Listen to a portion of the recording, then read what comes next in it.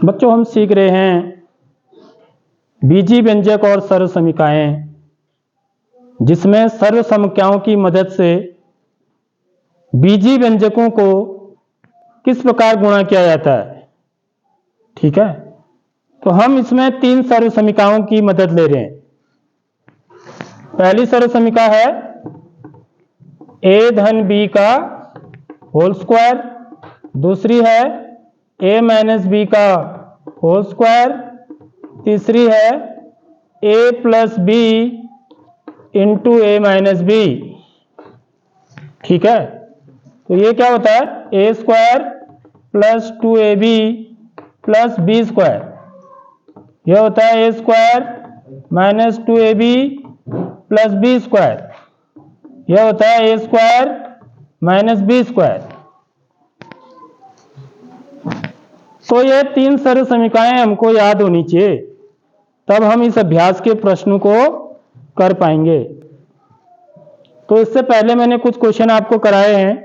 आज एक 5th question है, देखिए भी बहुत इंपॉर्टेंट क्वेश्चन है।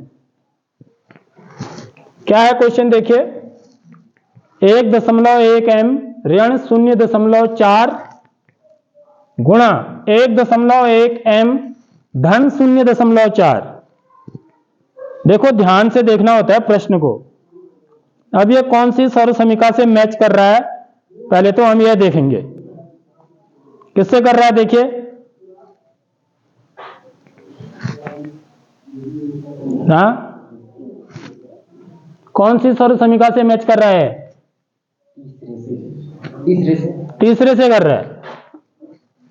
देख लो, a धन b गुणा a ऋण b। जो यहां है वही यहां है, जो यहां पर है वही यहां है, लेकिन चिन्ह अलग अलग है। देखो धन में है या ऋण में है, समझ रहे हो बात? ठीक वही भी है यहां पर। देखो ये 1.1 m इधर है, 1.1 m इधर भी है, 0.4 इधर है, 0.4 यहां भी है। यहां ऋण है तो यहां धन है। इससे कोई फर्क नहीं पड़ता कि धन यहां है और ऋण यहां है।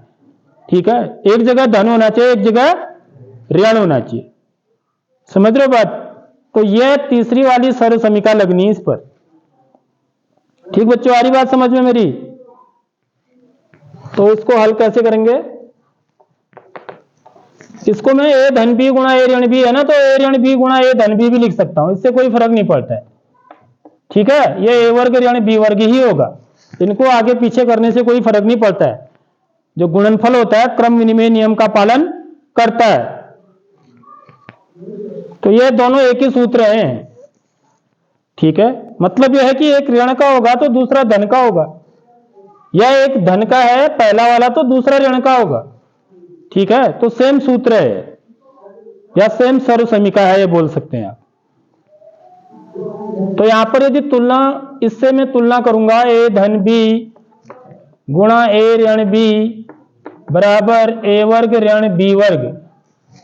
यहां पर आप लिखेंगे, इसको सर्व समीका बोलते हैं। क्या बोलते हैं?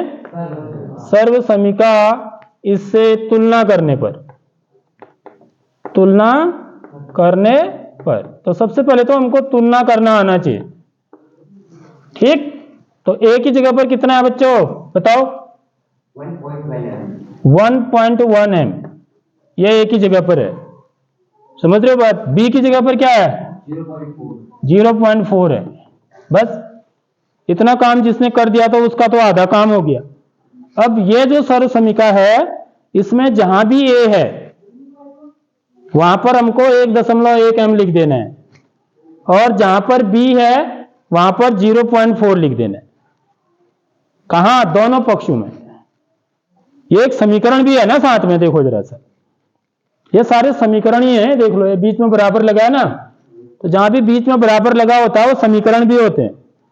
ठीक है, तो इसके लेफ्ट हैंड साइड में भी और राइट हैंड साइड में भी a की जगह पर 1.1 m लिखना है और b की जगह पर 0.4 लिखना है। ठीक, तो ये क्या हो जाएगा? 1.1 m धन, देखो ये b की जगह पर 0.4। तो ये सवाल ही उतार रहे हैं एक्चुअली में हम। ये ऐसा कर दो, देखो ये ठीक है, जैसे सवाल है उसी रुख क्रम में लिख दो। यहां पर ऋण कर दो, यहां पर धन कर दो। ठीक है, जिस क्रम में सवाल है, इसमें ऋण पहले है ना, धन बाद में, तो ऐसे ही लिख दो सर्व समीका भी। ठीक, तब ये क्या हो जाएगा 1.1m माइनस 0.4 गुणा एक ही जगह पर 1.1m प्लस 0.4। समझ में आ गई बात? यहां तक बात आ गई समझ में? बराबर a वर्ग ऋण b वर्ग RHS में, यह आंसर है इसका। एक ही जगह पर 1.1 m का वर्ग, तो कोष्टक में लिखेंगे इसको, ऋण 0.4 का वर्ग, इसको भी कोष्टक में लिखा जाएगा क्योंकि अब पॉइंट में है। समझ रहे हो बात? अब देखिए अब क्या हुआ, इसका मतलब क्या हुआ, इसका वर्ग करना है, तो इसका वर्ग का मतलब क्या हुआ 1.1 गुणा 1.1। क्यों? वर्ग का मतलब क्या होता है, 2 बार गुणा करना है उसको। m का वर्ग क्या हो जाएगा m स्क्वायर। समझ रहे हो? ये जो आगे अंक है इसका भी वर्ग करना है, m का भी करना है, तो m का वर्ग तो क्या होता है m स्क्वायर होता है। इसका वर्ग क्या हुआ 1.1 गुणा 1.1। ठीक है, ऋण 0.4 गुणा 0.4। आगे बात समझ में? अब मेरे को 1.1 को 1.1 से गुणा करना है, तो जब हम गुणा करते हैं तो कैसे करते हैं देख लो। गुणा करते समय हमें दशमलव का कोई ध्यान नहीं रखना है, अंत में जब उत्तर आता है तब लगाते हैं दशमलव। मैं सीधे 11 से ही गुणा कर सकता हूं, 11 कम 11 का 1 हासिल 1, 11 कम 11 और 1 12, एक ही लाइन में कर दिया मैंने। समझ रहे हो? 2 लाइन में भी कर सकते हैं आप, यही आएगा। अब इसमें लगेगा दशमलव, कहां लगेगा दशमलव 2 अंक अंदर, क्योंकि यहां से 1 अंक अंदर है दशमलव, यहां से भी 1 अंक अंदर है, तो यहां जो अभी दशमलव कहां है, यहां पर है। हमेशा इकाई के आगे दशमलव होता है।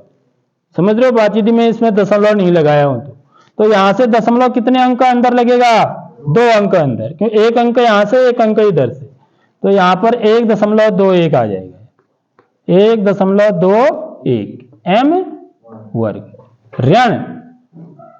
ऐसे 0.4 को 0.4 से गुणा करना है, तो 4 को 4 से गुणा करना है, 4 को 16। ठीक है, अब दशमलव कहां लगेगा, 1 अंक यहां से अंदर है, 1 अंक यहां से अंदर है, तो कुल कितने अंक अंदर, तो अभी दशमलव यहां है तो 2 अंक अंदर लगेगा, तो यहां पर दशमलव लग जाएगा। माना 3 अंक अंदर लगता तो यहां पर फिर मुझे 0 भी लगाना पड़ता है कई बार। तो दशमलव का गुणा करना आना चाहिए बस इस सवाल में, और कुछ नहीं है। तो ये कितना आ जाएगा भाई 0.16, तो ये उत्तर हो जाएगा मेरा। ठीक है, आगे बात समझ में?